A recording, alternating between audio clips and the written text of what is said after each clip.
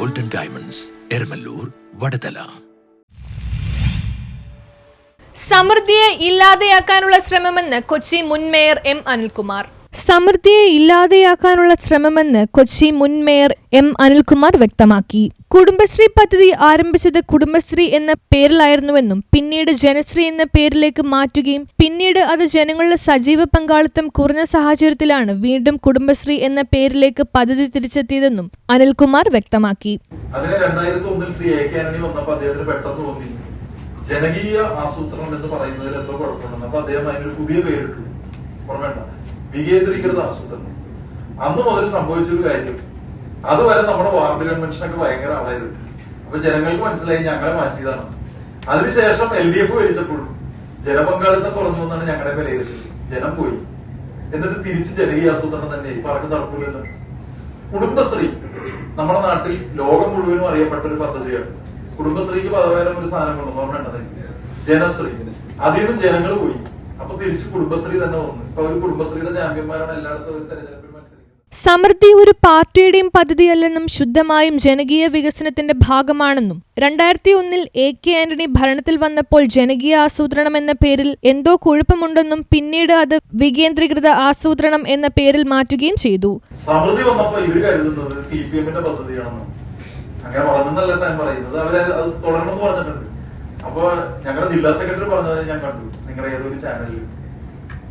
ഈ സമൃദ്ധി CPM-ന്റെയും കോൺഗ്രസിന്റെയും ഒന്നും അല്ലല്ലോ, രാഷ്ട്രീയമൊന്നും അല്ലല്ലോ, ആളുകൾക്ക് ഭക്ഷണം കൊടുക്കുന്ന കുടുംബശ്രീ പദ്ധതിയല്ലേ. അപ്പൊ സമൃദ്ധി തുടരണമെന്ന് അവർ പറയുന്നുണ്ട്. ഒറ്റ അഭിപ്രായ വ്യത്യാസമില്ല. ഇന്ദിരാ ക്യാൻറ്റീൻ കൊണ്ടുവരുന്നതിൽ എനിക്ക് അഭിപ്രായ വ്യത്യാസമില്ല. കാരണം അവർ ഏത് പദ്ധതി കൊണ്ടുവരുമ്പോഴും ആ കുടുംബത്തിൽ നിന്ന് ആരുടെയെങ്കിലും ഒരാളുടെ പേര് സ്വാഭാവികമായിട്ട് അവര് അതിനൊപ്പം ഇടും. അത് ഈ വർഷങ്ങളായിട്ട് ഇന്ത്യ മുഴുവൻ കാണുന്ന ഒരു കാര്യമാണ്. അതിലൊന്നും നമുക്ക് അഭിപ്രായ വ്യത്യാസമില്ല. കാരണം ഭക്ഷണം ആരുടെ പേരിലാണെങ്കിലും കൊടുക്കുന്നത് സൗജന്യമായ നിരക്കിൽ കൊടുക്കുന്നതിന് പ്രശ്നമില്ല. അമ്മ ക്യാൻറ്റീൻ ഉണ്ട്, നമ്മ ക്യാൻറ്റീൻ ഉണ്ട്, ഇല്ലേ? പക്ഷെ ഒറ്റ പ്രശ്നമുള്ളൂ. കുടുംബശ്രീ പോലെ ലോകമാകെ അംഗീകാരം നേടിയ പദ്ധതികൾ കേരളത്തിന്റെ ശക്തിയാണെന്നും സമൃദ്ധി പദ്ധതിയും അതേ ജനകീയ അടിത്തറയിലാണ് മുന്നോട്ടു പോകുന്നതെന്നും അദ്ദേഹം ചൂണ്ടിക്കാട്ടി. സമൃദ്ധി വഴി അടിസ്ഥാന ആവശ്യങ്ങൾ സൗജന്യ നിരക്കിൽ ലഭ്യമാക്കാൻ കഴിഞ്ഞിട്ടുണ്ടെന്നും എന്നാൽ ഇപ്പോൾ ഇന്ദിരാ ക്യാൻറ്റീൻ രംഗത്ത് വരുന്നത് മൂലം സമൃദ്ധി പദ്ധതിയുടെ നിലവാരത്തിലും പ്രവർത്തനക്ഷമതയിലും കോട്ടം സംഭവിക്കുന്നതായി കാണുന്നതായും അദ്ദേഹം ആരോപിച്ചു. അതുകൊണ്ട് ഈ സമൃദ്ധിക്കകത്ത് കൊണ്ടൊന്ന് ഓപ്പൺ ചെയ്ത് കുറച്ച് കഴിയുമ്പോൾ നമ്മുടെ ഈ സമൃദ്ധി പൊട്ടിക്കരുത്. കാരണം സമൃദ്ധി കൂട്ടിക്കഴിഞ്ഞാൽ അത് നമ്മുടെ പല ആളുകളുടെയും വയറ്റത്തടിക്കും, കുടുംബശ്രീക്കാരുടെയും വയറ്റത്തടിക്കും. എനിക്ക് അവർ പറഞ്ഞ ഒരു കാര്യത്തെ ഞാൻ പിന്തുണയ്ക്കുന്നു. സമൃദ്ധിയുടെ കണക്കുകൾ അവർ ഓഡിറ്റ് ചെയ്യുന്നുണ്ട്, അവരുടെ സ്ത്രീകൾ ഏതോ ഓഡിറ്റിംഗുകാരെ കൊണ്ട് ഓഡിറ്റ് ചെയ്യുന്നുണ്ട്. ഇനി കോർപ്പറേഷൻ ഓഡിറ്റ് ചെയ്യുന്നൊക്കെ പറഞ്ഞിട്ടുണ്ട്. അതൊന്നും ഞാനെതിരല്ല. അവർ ഓഡിറ്റ് ചെയ്തോട്ടെ, പുറത്തു പറഞ്ഞോട്ടെ, അതിന്റെ ലാഭനഷ്ട കണക്കുകളൊക്കെ പുറത്തു വന്നോട്ടെ, ഞാനതൊന്നും എതിരല്ല. അവര് അതിനെ കൂടുതൽ സഹായിക്കും എന്ന് പറഞ്ഞിട്ടുണ്ട്. ഞാൻ അതിനൊക്കെ സപ്പോർട്ടാണ്. ഞങ്ങൾ ഒറ്റ കാര്യത്തില അഭിപ്രായ.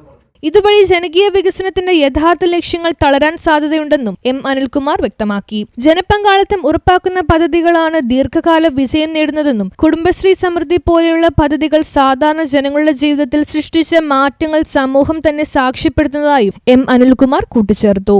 സമൃദ്ധിയുടെ അകത്ത് കൊണ്ടുവന്ന് ഇന്ദിരാ ക്യാൻറ്റീൻ തുടങ്ങിയിട്ട് നേരത്തെ ജനകീയ ആസൂത്രണത്തിൽ നിന്ന് ജനങ്ങളെടുത്ത് മാറ്റി കുടുംബശ്രീയിൽ നിന്ന് കൊണ്ടുവന്ന് ജനശ്രീ എന്നാക്കി. പിന്നെ അവര് തന്നെ തോറ്റുപോയ പോലെ അവരുടെ ഇന്ദിരാ ക്യാൻറ്റീനും സമൃദ്ധി എല്ലാം തോക്കുന്ന ഒരു അവസ്ഥ ഉണ്ടാക്കരുത്. കാരണം ഇപ്പൊ നമ്മൾ ഹങ്കർ ഫ്രീ സിറ്റി എന്ന് പറഞ്ഞൊരു നല്ല അഭിപ്രായം ആളുകളുടെ എല്ലാവർക്കും ഉണ്ട്. അത് നിങ്ങളെയൊക്കെ പിന്തുണയോടുകൂടിയാണ് നടന്നത്. അതുകൊണ്ട് എനിക്ക് തോന്നുന്നത് നിങ്ങള് ഞങ്ങളെക്കാൾ കൂടുതൽ എന്താണ് വലിയ.